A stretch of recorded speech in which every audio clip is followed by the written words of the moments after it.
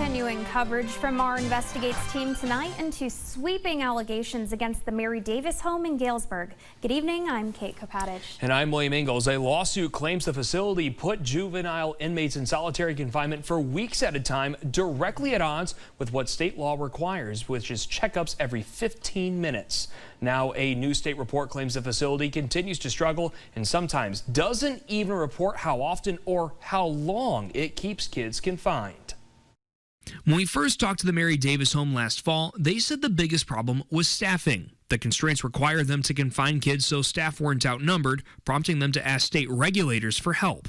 They allowed us to have a one-year waiver to allow for 60 credit hours or an associate's.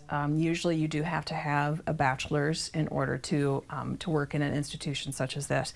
The good news is that staffing has since improved, the best the facility's seen in 2 years. The problem is that the Mary Davis home continues to confine kids in a way that clashes with state law, according to a recent investigation, something the ACLU has already sued them over.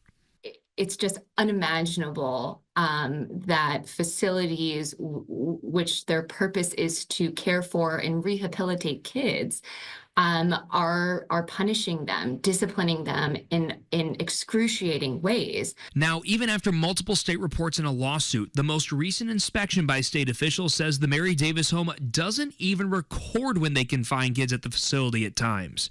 In July of last year specifically, facility admin said no kids were confined, but state investigators found at least 4 confinements that should have been reported.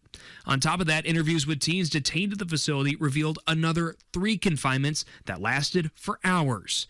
None of them were documented, despite state investigators finding video that proved their confinement. And beyond solitary confinement as a way of punishment, the facility still confines regularly as they shuffle kids around the facility despite the best staffing levels in years, combined with a capped population of 12 inmates.